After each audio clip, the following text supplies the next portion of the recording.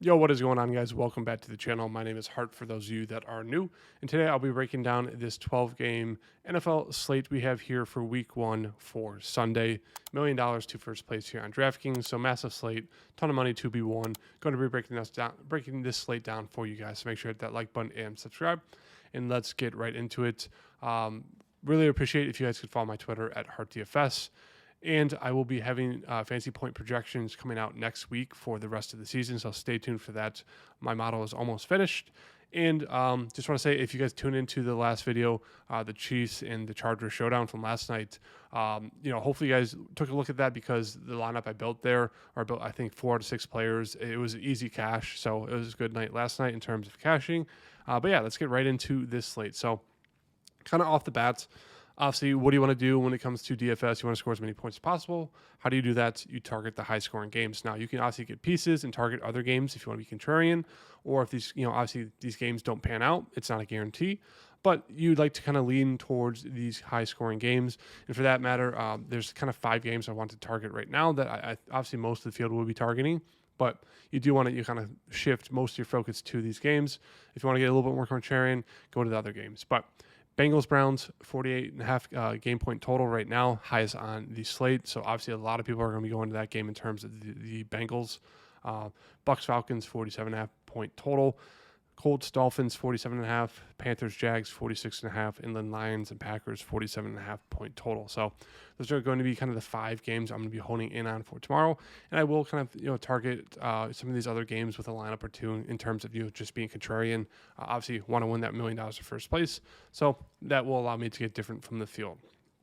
In terms of the quarterback situation here, at the top, before I jump into that, I just want to say, week one is the week where you want to get a little bit more contrarian than usual, just because we don't have all the data points and analysis of who to target and why in terms of like across the board. Now, obviously, we have our favorite players, the teams to target, the game totals to target, but in terms of getting contrarian on value plays and kind of other plays, I think now is the week to do that. Now, obviously, once the week goes on, or excuse me, the season goes on, we're gonna get that more data points, more analysis, where we're gonna know who to target and why for the full kind of season. But right now, week one is the opportunity for you guys to kind of get a little bit different, kind of go out of your way to play someone that you usually probably wouldn't play during the middle of the season, just because it could break your way in week one. So for the quarterback situation here, obviously, we have Jaden Daniels at the top and Joe Burrow, 7,000, 6,900. I think more people are going to click on Burrow over Daniels just because of the opportunity to stack him with Chase Brown, Jamar Chase, T. Higgins. You guys know the whole ordeal. Obviously, for spend ups, they both look really, really solid here. And Baker Mayfield should get a good amount of attention there, 6,600. In a game environment against Atlanta, a team we want to target, two of the kind of the worst defenses in the league in terms of fantasy points given up in that game for the Tampa Bay Bucks and Atlanta Falcons. So all three at the top look really, really good. I think as of right now, I'm probably only going to get 2 Burrow. I'll maybe have 1 Jaden Daniels, but as I said, all three look really good. I think most people are going to go to that, or they're going to go to the value plays below. I don't think many people are going to go to kind of these middle guys of like Jared Goff, Kyler Murray, Bro Nix, Brock Purdy. I think they're going to have more ownership than guys like Jared Goff and Kyler Murray. But still, I think people are going to go to kind of these 3 main guys. They're going to skip over kind of this mid-range of quarterbacks: Goff, Murray, Nix, Purdy, even Love, Stroud, Stafford. They're going to kind of skip over those 5 to 6 guys, and they're going to go obviously at the top, and they're going to go below them to guys like Tua, Bryce Young, Michael Penix, Drake May, and even lower to a guy like Trevor Lawrence. I think that's how the slate's going to break down, is people are going to go to the top 3 guys, and they're going to go to those bottom 5 value guys, just because in terms of game environment, obviously Tua in the Dolphins versus Indiana, as I mentioned, that's just a great game environment, 47.5 point total. Bryce Young, Carolina and Jacksonville, Penix, Tampa Bay, Atlanta, Drake May, not the best game environment, but it's not bad. I think it was around 43, 42 points. But they're going up against the Vegas Raiders defense. Not too shabby there, but he has huge rushing upside. So I think that's a place you could get different. But yeah, as I said, I think that's kind of the route people are going to go in terms of quarterbacks. Either fit in the first 3 or go down to kind of the bottom 5 guys. And if you want to get different, I don't mind going to kind of the middle guys, like a Kyler Murray, who you don't feel great stacking him with anyone besides, obviously, Marvin Harrison Jr., Trey McBride. I know a lot of people are still down to Marvin Harrison Jr. I think that's a pretty solid place to get different from the field. Marvin Harrison Jr., still, I think there's a lot for him to prove, and I think he's improved it this year. So I don't mind picking him, pairing him with, obviously, Trey McBride, and then picking Kyler Murray, who has rushing upside. Bo Nix, I expect him to get a little bit of, of ownership here just because we saw him flash, pretty solid upside. He does have the ability to run. He's running about 4 to 5 times a game, if not more. So he has that rushing upside as well. So I don't mind him there. And then in terms of kind of other forgotten guys, I don't mind Brock Purdy there against Seattle. Good bring back with either Kenneth Walker or JSN on the Seattle wide receiver side. So they're there. Jordan Love, as I mentioned, that's a 47.5 game point total against the Lions. I don't feel great going with Jordan Love just because you don't really know who the production is going to come from in terms of stacking. You could stack what you think would be the 2 top guys like Golden and Kraft, and it could be Dobbs, and it could be Wicks, it could be kind of one of those other random players, maybe Christian Watson, who are the ones that go off. So that's why I don't really like going to the Packers. I think they're the most risky yet the most rewarding on the slate, just because if you nail the person or 2 people in terms of wide receivers or tight ends on the Packers, I think it could really set you up for success, just because we know the Packers do like to throw to good amounts, but obviously they do like to run a ton with Josh Jacobs. But in terms of quarterback as of right now, I think just for this video's sake, I'm going to go to Tua here, 5,800 against Indiana. Looks like a great game environment. In terms of the running backs, before we got the news that CMC is kind of questionable, I loved him. I think he was an auto lock for me. Now that he has this injury kind of news, I'm a little bit more hesitant. I don't think I'm going to jam him in all my lineups, which I was planning on doing before. But he will still be in a good amount. I don't think anything has been updated today in terms of injury news. It still looks like he's good to go, but there's also that, that slight risk that he goes out there and he doesn't feel 100% and they pull him. That's why I'm going to kind of hedge down my bet against him in terms of, ownership. So I'm going to drop that down a little bit, but still, I think he still is a must play here at 7,300 against Seattle, just with the workload that he's going to carry in this game. Absolutely love me some CMC. Gibbs, Bijan Robinson, Bucky Irving, they all look fantastic. For week 1, depending on ownership, I think I'm going to fade Genty just because I don't really know how that offense is going to work in terms of, Geno Smith, what the workload is going to look like for Genty. I'd rather just, go to Brock Bowers if I'm going to get a piece from the Raiders side, or maybe take a shot, random shot on Thornton Jr., the rookie wide receiver, because he should be wide receiver 2 with Amari Cooper retiring. That's kind of my thoughts there. Achane, since we're going to Tua, going to go to Achane there at 6,900. In terms of these other running backs, I think Jonathan Taylor would be my third favorite running back. I think it goes CMC, Achane, and then Jonathan Taylor there at 6,800. He looks fantastic against Miami, and I think you can go with him as a bring back in this situation if you wanted to. Josh Jacobs, 6,700. Once again, looks really good. They're really riding him last year. Pause. But yeah, as you can see, they were going, close to 20 attempts a game, if not more, if he was doing really well. Once you get to the red zone, they're not afraid to, kind of punch it in there with him. So he looks pretty solid there. But obviously, if it gets into kind of a shootout, he could be not as involved a little bit. Chase Brown, another player a lot of people are going to go to. I don't mind getting into him or kind of fading him this week. It's 6,600. I don't think it's a must play. There are some stats out there before this season started saying that, his efficiency really went down across the board once he kind of jumped in that full role there for the Bengals. But obviously he still did pretty well fantasy-wise. I don't expect him to be the top 5 running back this year, but, top 10 obviously is very viable. In terms of this game, as I mentioned, I think he's fine. I don't think he's a must play, but is a great game in total. So if you want to go there, I don't mind it. Kind of going down more towards this mid-range, I really like these 3, Connor, Hubbard, and Walker. They're all getting great game environments, high game totals, bad run defenses. All 3 of these guys look fantastic. I'm going to try to feature at least one of the 3 in every single one of my lineups just because of their upside in terms of pass catching as well as just running the ball. All 3 look really good. Below that, not a ton I like.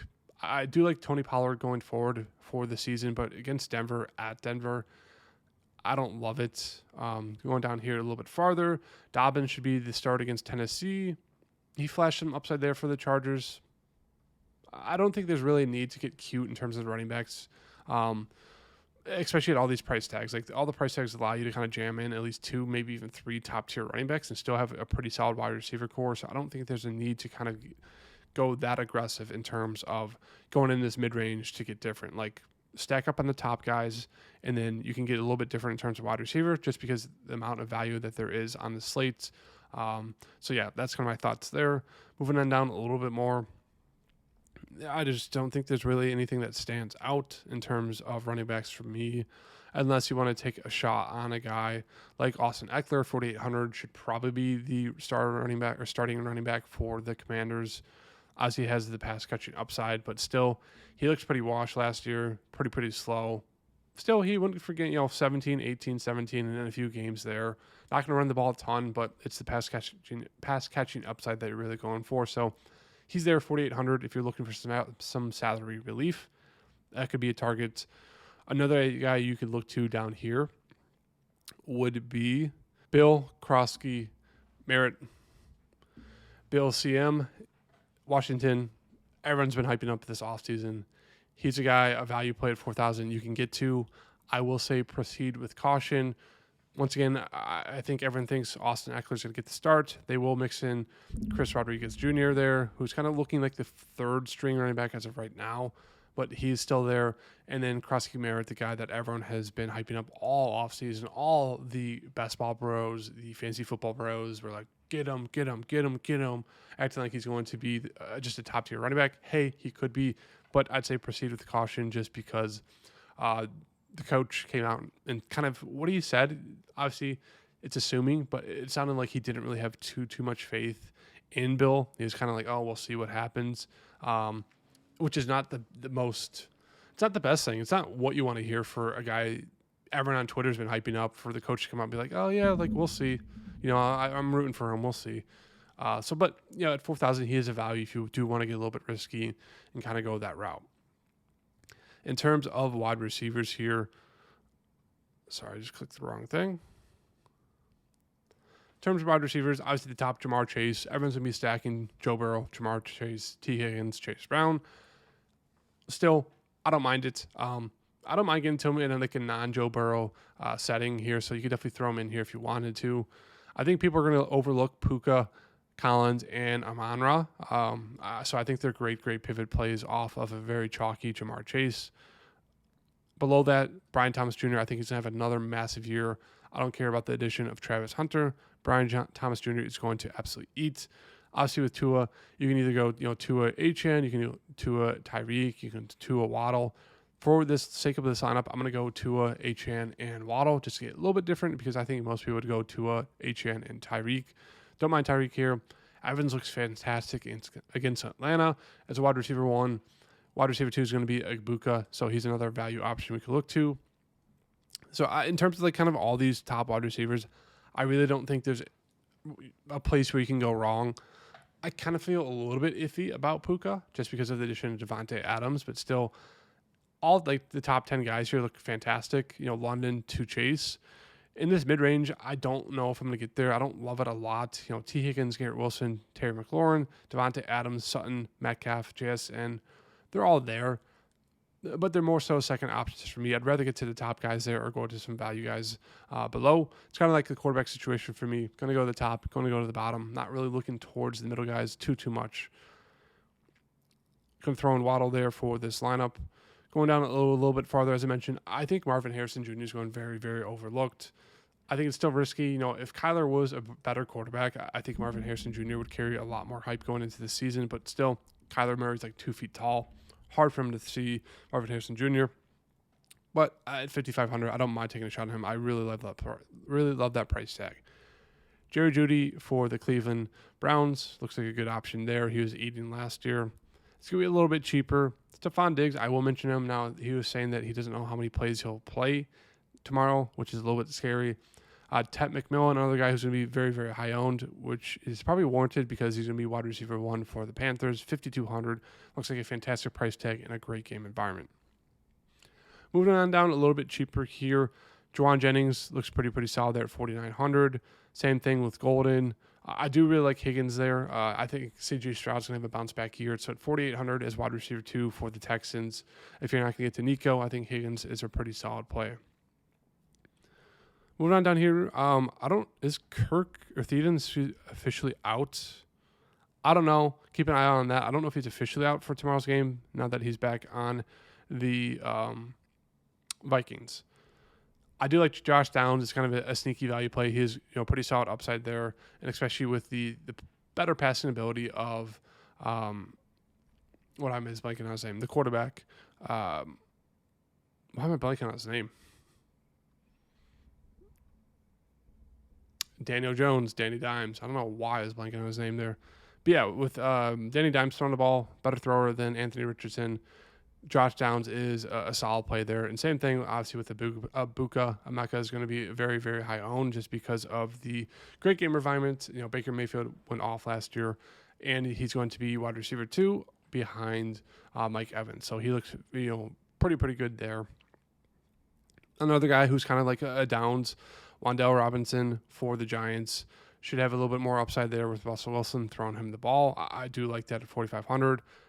Ricky Purcell, wide receiver 1 / wide receiver 2 for the 49ers alongside Juwan Jennings. He looks good. Could stack him with Brock Purdy. Below that, I don't have a lot of interest in that area. It's kind of those guys for me. Now, in terms of the tight ends, obviously at the top, Bowers, McBride, Kittle, all look fantastic. I don't love Laporta. Going to get not as much ownership. He could be a contrarian pivot play for me or for anyone. In terms of tight ends, Njoku, almost an auto lock for me at 4,700. Great game environments. He has great rapport with Joe Flacco. Obviously, massive upside there. Really, really like me some Njoku. He'll be popular, but for good reason. In terms of other tight ends I'd look to, I think Ingram's going to kind of be in that gadget role for the Broncos, so I have a good amount of interest in him. Below that, I don't mind getting to Zach Ertz here for the Commanders. As you can see, he's flashed really good upside there with Jaden Daniels kind of as a safety blanket for him. Below that, getting on down to guys like Brenton Strange for the Jaguars. He's going to gain some steam throughout the offseason. Fannin Jr., for the Browns as well. If you want to, fade Njoku and, get a little bit riskier, you can go to Fannin Jr. Pretty solid rookie there for the Browns. Other than that's really it for me. If you want to get super, super risky, maybe I can sell you on some A.J. Barner, taking over as tight end 1 there for the Seahawks. Maybe develops a connection with Sam Darnold, but that's really it for me. For the tight ends, I think it's pretty clear and cut. You go to Njoku or you go to one of the top 3 guys. That's really it. And then for defense, I think you don't need to get, you don't need to get silly and spend down for defense here. I think there's a lot of good matchups for week 1. Bronco versus the Titans at the Broncos home stadium. 3,800 is a pretty cheap price tag for that. Moving on down here, Cardinals against New Orleans. I mean, New Orleans looks awful. They have no quarterback, so I don't mind getting to the Cardinals defense there. Expect some turnovers on the New Orleans side. And then the Steelers versus the Jets. Very low point total there. I think it was in the 30s, the only one in the 30s. So 3,300 for the Steelers defense looks fantastic. And that's when I'm stopping the video, guys, here. We get to a great game environment. We're stacking them with Waddle and Achane. We get CMC, who I absolutely love, and then Njoku. And then we get the Steelers going against the Jets here. Great game total to target because it's very low. And then if you did want to do a bring back for the Colts in terms of this lineup, you could go with, as I mentioned, Jonathan Taylor. You can go with the Downs. You can even go with the Pittman or an Alec Pierce if you want to get a very, very different in terms of your stack. But that's going to do it for me today, guys. Week 1, getting back in the swing of things. So I really appreciate all the like and the love on the videos. Comment who you're going with for this week, and I'll see you guys next video. Peace.